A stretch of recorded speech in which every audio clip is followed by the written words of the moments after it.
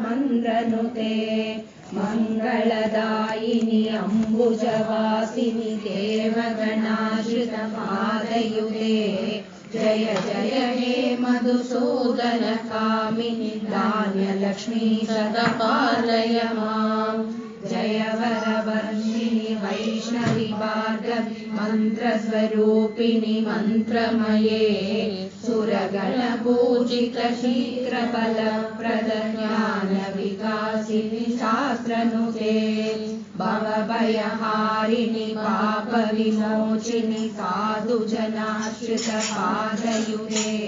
जय जय हे मधुसूदन कामिनि धैर्यलक्ष्मी सदा पालय माम् जय जय दुर्मतिनाशिनि कामिनि सर्वबलप्रद शास्त्रमये रथगजतुरगपदासि समावृत हरिजनमण्डितलोकनुते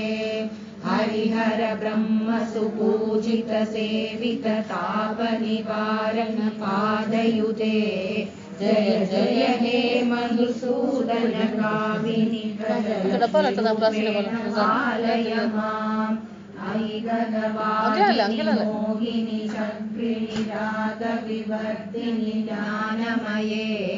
गुणगणवारिधि मोहविजयिषिणि स्वरसप्तभूषित काननुते सकलसुरासुरदेव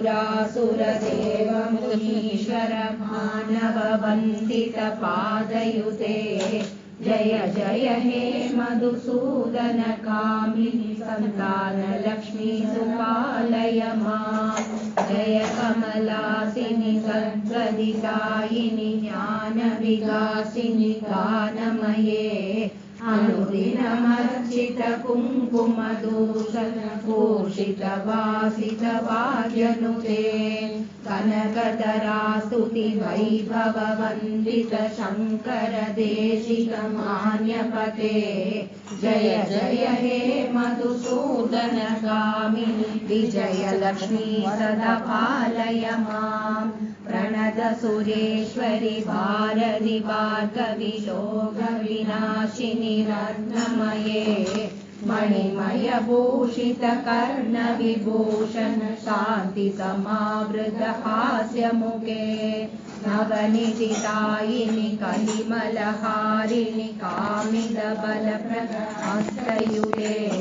जय जय हे मधुसूदन कामिनि विद्यालक्ष्मी सदा पालय माम् धिमि धिमि धिं धिमि धिं धिमि धिं धिमि दुन्दुभिनाद सुपूर्णमये गुम गुम कुङ्कुम कुङ्कुम कुङ्कुम शङ्खनिनाद सुवाद्यनुते वेदपुराणे इतिहास सुपूजित पंडित मार्गप्रदासयुते जय जय हे मधुसूदन कामिनि धनलक्ष्मीरूपेण पालय माम् धनलक्ष्मीरूपेण पालय माम् धनलक्ष्मीरूपेण